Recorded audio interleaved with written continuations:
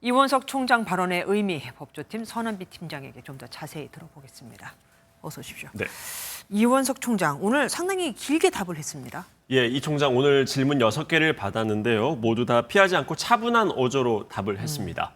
수사 자체도 민감했던 데다가 총장 패싱 논란까지 불거졌던 만큼 그동안의 과정과 논란을 정리하는 발언이었다라고 보면 되겠습니다.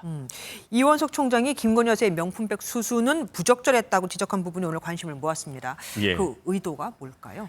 수심위의 결론이 국민의 법감정과는 너무 다르지 않냐라고 하는 그 질문에 대한 답이었습니다. 이 총장의 대답은 부적절한 행동을 했다고 해서 다 법적으로 처벌받는 건 아니다라는 원론적인 발언이었죠. 그 과정에서 윤 대통령이 했던 발언, 현명하지 못한 처사였다라는 말도 인용을 했습니다.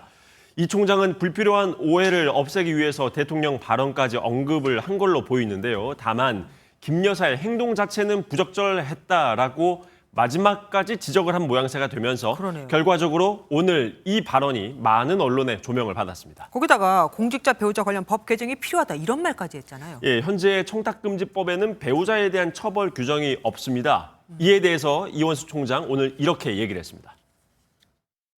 공직자의 배우자에 대해서도 법령을 정확하게 보완하고 미비한 점을 정비를 해서 더 이상 사회적인 논란의 소지가 없도록.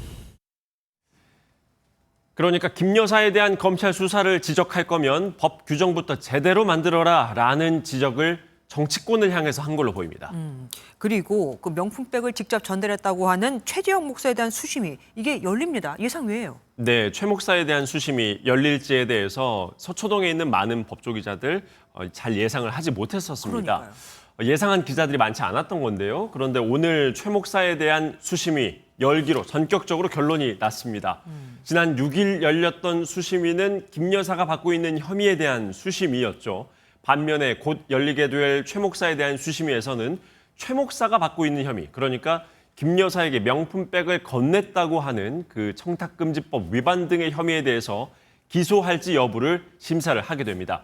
명품백 수수자에 대해서 불기소 결론이 난 상황에서 공여자에 대해 기소가 필요한지 심사를 하는 겁니다. 그러니까요. 받은 게 문제가 안 된다는데 준 게 문제가 됐냐를 또 따져본다는 게 좀 이상하기도 합니다. 어쨌든 이 수심위 결론이 김 여사에 대한 최종 결론에도 영향을 줄까요? 예, 김 여사에 대한 처분의 막판 변수가 됐다. 이 정도 말씀드릴 수 있겠습니다. 최 목사에 대해서 수심위 결론이 기소로 나올 경우, 불기소로 나올 경우 이렇게 두 가지로 나눠서 봐야 할 텐데요. 네. 최 목사에 대해서 불기소 결론이 나오면 수사팀은 김 여사에 대해서 불기소 처분 수순을 밟을 걸로 예상이 됩니다.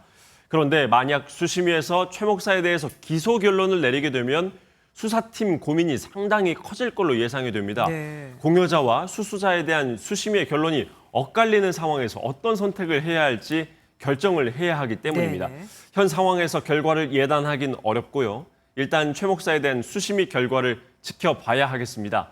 최 목사에 대한 수심위가 열리게 되면서 김 여사에 대한 최종 처분은 늦어질 가능성이 커지게 됐습니다. 예, 지금까지 법조팀장 선한빛 기자와 함께했습니다. 고맙습니다.